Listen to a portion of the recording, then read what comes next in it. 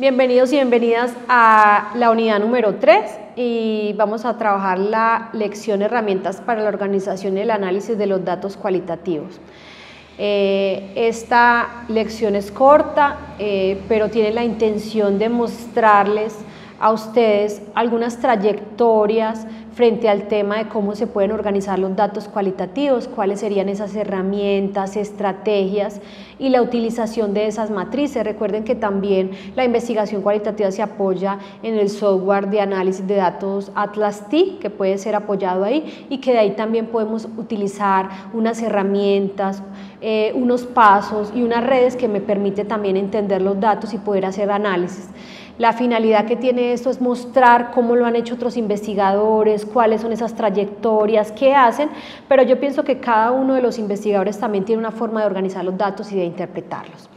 Entonces, tenemos el propósito entonces que dice Corbin y Strauss es para que estas herramientas, y eso es muy importante, ese texto de Corbin y Strauss sobre el tema de cómo se analizan los datos y cuáles son esa experiencia que tienen estos investigadores y que nos permiten también entender y poder utilizarlos y emplearlos y ajustarlos a las realidades que tenemos nosotros los investigadores aquí en Colombia. Las técnicas analíticas que describimos aquí son ejemplos de algunas de las que usan durante el análisis. Otros investigadores emplean herramientas analíticas diferentes para propósitos similares, es decir, aquí vamos a encontrar una trayectoria también académica frente al tema. Encontramos herramientas de análisis que ustedes van a ver en la presentación, pero también en los textos que van a encontrar sobre el tema de la lista de conteo, donde inicialmente en una matriz se va ubicando cuáles son esas características o esa información que tenemos frente al tema que se está analizando, una lista de conteo. Tenemos entonces la matriz para el análisis. Esta matriz se retoma entonces de Rodríguez y Bonilla, donde hablan de una lista de conteos. Ellos hablan los síntomas que tenemos de la malaria, dolor de cabeza, fiebre, frío, es como un inventario. ¿Qué hay?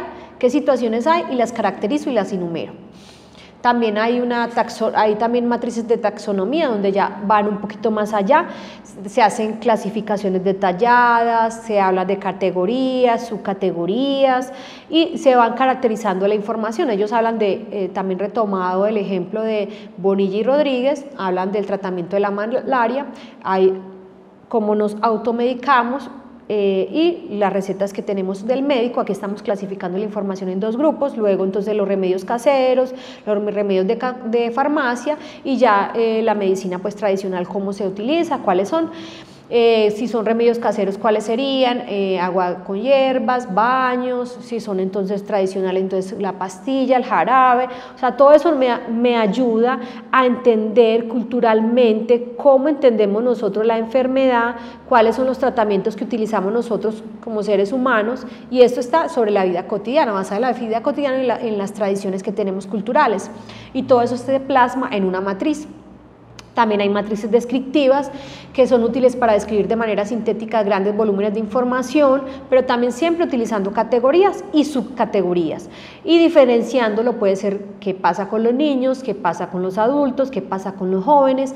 Todas esas características de esa información me va a permitir entonces entender y relacionar la información, pero también entenderla de manera específica de acuerdo al grupo poblacional y a la categoría.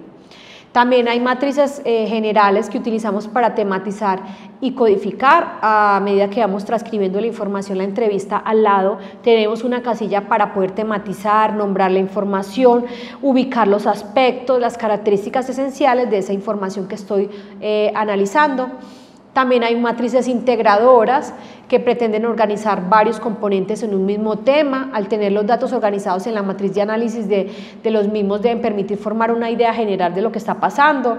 Entonces podemos hablar de los contextos, de los sujetos, de los intereses, de la organización, y eso cómo se relaciona con lo que estamos describiendo y lo que estamos analizando.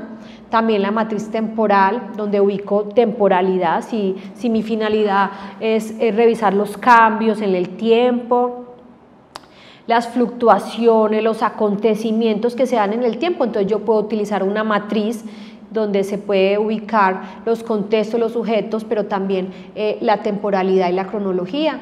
También hay matrices de roles, responsabilidades, donde yo voy ubicando los sujetos, las características que tienen esos sujetos y las situaciones que están expresando los sujetos en un determinado contexto. Puede ser en un aula de clase, entonces si hay represión, apatía, desorden, hay convivencia, entonces yo puedo ir relacionando los sujetos y cuáles son las situaciones específicas que experimentan los sujetos en una determinada situación. Bueno, a partir entonces de esta lección vamos a ver entonces herramientas, matrices, estrategias para pensar, para darle sentido a los datos cualitativos. Esa es la finalidad de esta lección.